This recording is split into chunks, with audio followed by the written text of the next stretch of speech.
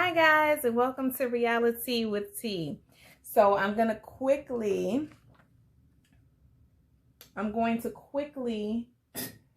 go over 90 Day Fiance.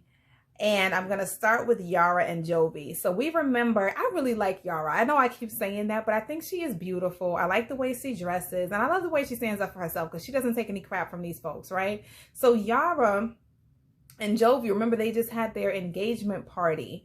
And Jovi made a complete fool out of himself, right? He got completely drunk. She was upset.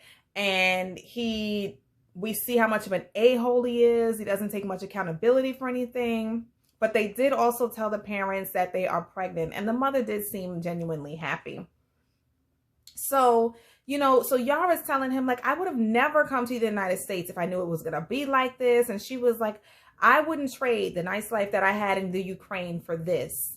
And I always like to make a point of that. Like, it honestly seems like all the folks that came from like Ukraine and Russia, they were doing fine where they were. They came over here. She says, I came over here for you because I loved you, but I could have stayed where I was. I was doing absolutely fine. And the funny thing is about it, they come over here to the United States and we think they want to get over here so bad, but these women are educated, they're articulate, more educated than the men they're coming over here for. They're doing pretty well. They're very sociable. They get out, they're living in the city. So I don't really understand why these men think that they're such a big prize, that they can just act however they want. And these girls are just going to sit around and like, just be here for them, So, she's talking to him. It's like 9-10 in the morning. She's like, you're already drinking in the morning? Like, you're drinking right now? Like, what is the problem? So at this point, I feel like when you wake up and you have to drink, you have an alcohol problem. Even if he doesn't drink for that month that he's off at work, the fact that he overindulges when he is able to, he's drinking daily. He cannot attend any type of social function without drinking. He wakes up and drinks. It doesn't have to be that you're addicted to it in that you cannot go a day or an hour without it. It's also when you overindulge and you don't know your limit, but you keep pushing that limit. And he does seem to do so daily, So, she feels very disrespected. And I completely agree with her, She says, then we talk to the father, and the father says the same thing. He's like, he doesn't remember much about the party last night either because he was probably drunk. So it's just something that runs in the family. Like, I don't know. Both of them kind of like turned me off to them. So, they talk about the pregnancy, and Jovi says, she said, how do you feel about everything? He said he feels like SHIT. It's like, okay, why? You knew what we were doing. You were doing it unprotected. Why do you feel like that about a pregnancy? And she's like, obviously she doesn't feel that way, right? And so they talk about the wedding, and she says, I want it to just be, this is when she's talking to, they're still at the mother and father's house in the bayou. Yes. So that's why they talk to the father. Talk to the mother. She still wants the wedding to just be her and Jovi. That's their wedding. That's how they want to get married. I don't understand why it's such a big deal. The mother is very upset about that. She wants to be at her son's wedding, the whole thing. Of course, Yara feels like if her family is not able to be there and participate with them, she doesn't want to have it. And I understand it. Why would I want to have a wedding with just your side of the family? Both sides have to be included, right? So the mom says she is not happy about that. She's very upset. Now the thing is, they have to get married in 2 weeks because he's going back to work. And then if they wait until after he comes back to work, it'll be too late to get married within the 90 days. So now it's a rush. But Jovi, we see a few days later, he is doing better. He's trying to change. He hasn't been drinking as much. He's been really trying to put in some effort to make her feel happy, for being here, because she already says she doesn't like New Orleans that much anyway. And she's not impressed by the U.S. so far. So I know I do, he's taking her out, talking to her about Mardi Gras, taking her to different stores. And I do realize, I am going to get on his side for a moment, that she does kind of whine a lot. And her voice is very whiny and kind of like complainy. It's like, come on, and she says, he's talking about Mardi Gras. He doesn't know all the history. Oh, Jovi, you don't know about Mardi Gras. Like, why does everything have to be a whine and a nag? I understand that. But, it's funny how she says, I came to the United States. I love the Ukraine. I came here because of you, but this was not my dream. And she was like, I'm already not impressed with America because people get drunk in the street. Women are drunk in the street. Like she said, they're shooting each other, the whole thing. But he ends up apologizing for his behavior at the party and kind of seeing that, like, maybe I will have to put in some effort to keep her here because she doesn't seem like she's too happy. All right, now we have Brandon and Julia. Now, you know, Julia has to go to the store to go get her wedding dress, and she has no friends over here. And she says, back in Russia, you would take your best friend, and right now he's her only friend. So she's gonna take her, you know, Brandon to go check out wedding dresses. Now, the mother has already wanted to go. She's pretty much invited herself. Julia doesn't really want her there, but nobody tells the mother no, Betty. So Betty comes along, which I think is nice, you know, to have a mother there.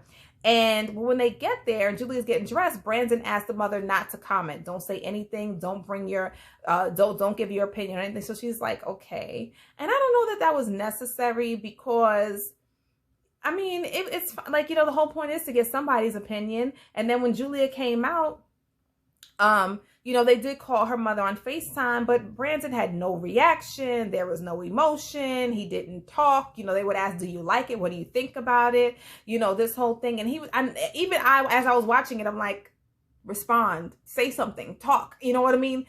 Maybe not even look excited, but he wasn't saying anything, you know what I mean? And I understand, like, you know, for men, they're not as excited, but damn, if you know she don't have any friends, you're the person that's supposed to seem somewhat excited about this marriage and this wedding, you know, or at least say that she looks good. I mean, she's going to be your wife, right? So at that point, that's when we needed Betty to talk, you know what I mean? We needed Betty to, I think Betty would have known, also being a woman, like, I need to say something for my son, but she just sat there, she followed what he said, and I don't know why he told her not to say anything, but I didn't think it was necessary.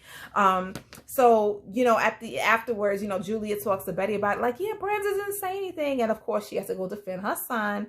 You know, he had no clue. He was out of his element and everything, but I didn't like his behavior. I feel like you could have, you know, put in a little bit of effort. You know, I just feel, I don't know, these men are disappointing me this season.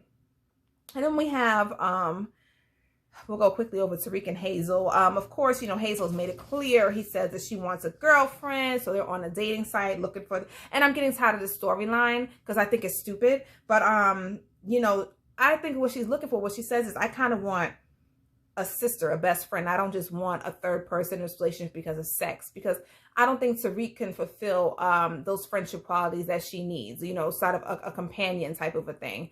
He's way older than her. I don't feel like they have much of anything in common, and she is over here alone. So it's like, in addition to being in a relationship, I think that what she sees in her mind is, I'm not really into this guy, but I'm going to be living in this house. I'm going to get my son over here, and me and this girl will be living in this house together, and we'll have our little relationship. I'll hit him off once in a while, but other than that, that's going to be about it. It's going to be me and this girl. And this is not going to work because obviously Tariq wants her. She don't want him. He wants her, and he wants a little something on the side that he can get a piece of. But it's not going to work this way. They both have two different wants in this. So, you know, she says she does not want an Asian girl, especially Ty, because she was turned off by Minty, the last girlfriend that they had in this relationship. And nobody's even addressing the fact that just because you're bisexual doesn't mean that you have to be polyamorous. And those are two different concepts. But okay, it's almost as if like Hazel will not be happy until we get this girlfriend. They're not focused on actually getting married. I feel like this should come maybe like a couple years down the line. Shouldn't you be working on if you two are happy together alone? But whatever, that's why this is stupid. And Tariq is so ridiculous, he can't even realize it, that, you know, she's doing this because she doesn't want to be stuck with you by herself. He's just thinking, oh, I get a second girl, I get another piece. I get to walk around saying I have two women with me. You know what I mean? It's not going to work. So, you know, he feels like he has a bright idea. Maybe we need Minty to help us find a girlfriend. Why? Because she knows what we like. That doesn't make any sense at all. You know what I mean? But she agreed to call. Why? Probably because the producers told her to. Hazel has a nasty attitude because she can't stand Minty because she thought Tariq was more interested in Minty when she was around. And, but she wants to see how they communicate and if she can trust him, right? So, you know, because she wants to see if Tariq, if you know, Tariq is open for Minty. So, she doesn't think,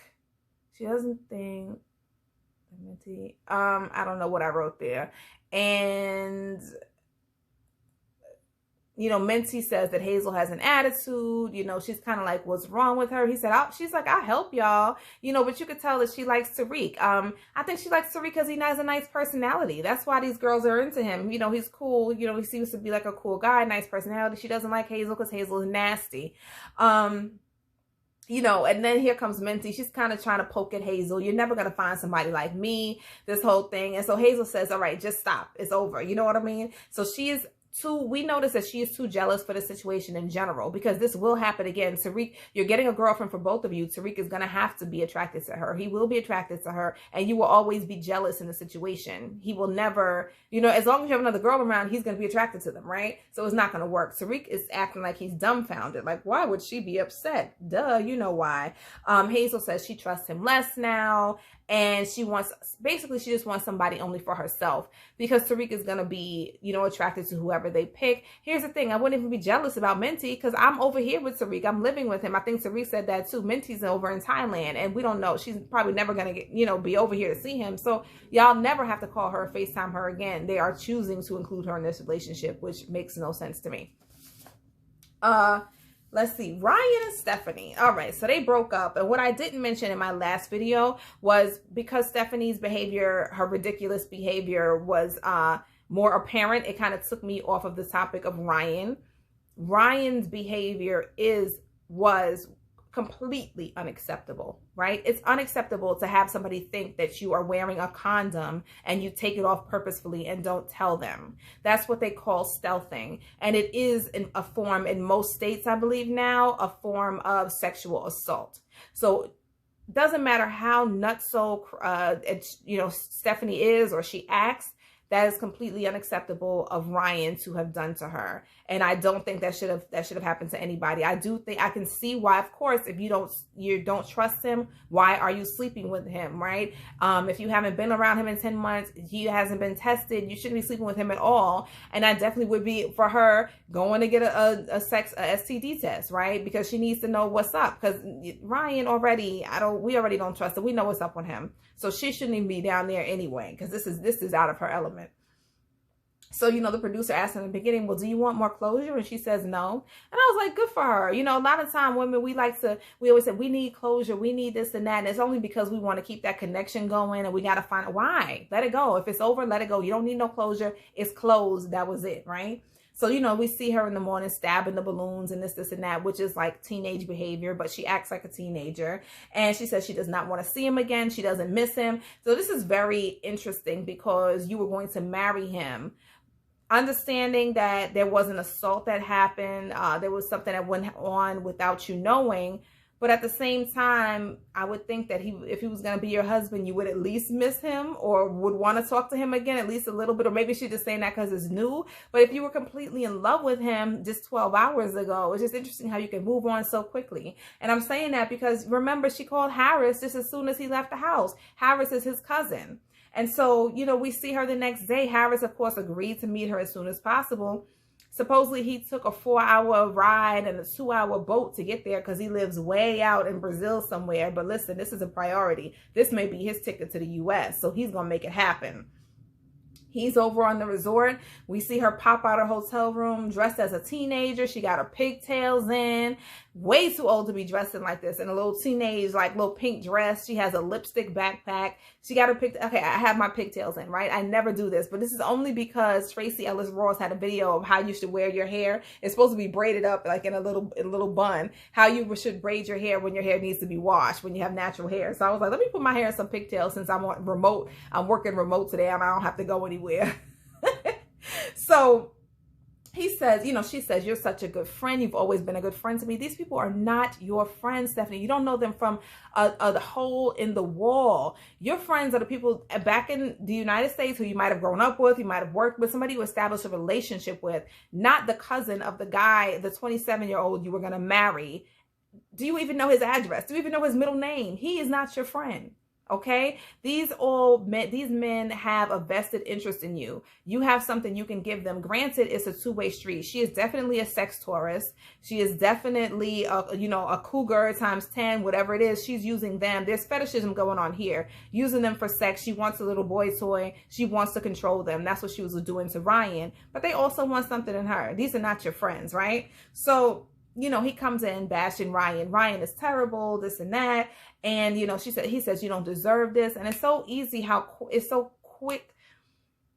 It's so easy how quick, what am I trying to say? It's kind of amazing how quickly these women can be drawn into men's manipulation, like 5th grade manipulation though. Like what? Like, So she asked him to stay with her for the 4 days until he leaves. In other words, be my boy toy until I leave. And then he's kind of like, yeah, I'm going to stay. I'm going to do this because I want to get to the United States and she could help me get there. And she has money. They say this to the cameras, okay? Which is the sad part about it. So, you know, she says, okay, we're going for dinner and drinks. So here she goes with her, you know, mothering him. Be out there, be ready for me, whatever.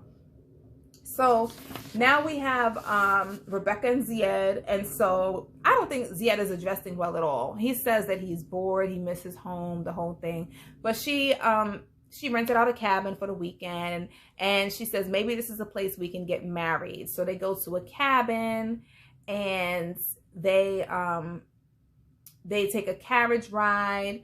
And, you know, Zied talks about just wanting a courthouse wedding. This is her 4th marriage. And so she's like, this is my last, so I want a full wedding. But he's like, you know, we don't have time. Then they start to talk about when they get home. They talk about, you know, getting married before Ramadan. And if they don't get married before Ramadan, they cannot stay in the home together. So he'll just have to go home. And she's like, well, why didn't you tell me this before you came here? You're telling me that I can't sleep in my own home because of Ramadan, or you either have to go home. Like, how does that sound? Why wouldn't you tell me that before you came? So that's the issue we see they're going to have to deal with. But Rebecca says, I don't want to rush getting married. These 90 days are very important because her last husband, who was from Morocco, I believe, he changed up on her right after they got married. They rushed to it and he changed up on her. So she doesn't want to go through that again, which is understandable. And lastly, for this episode, we have Andrew and Amira.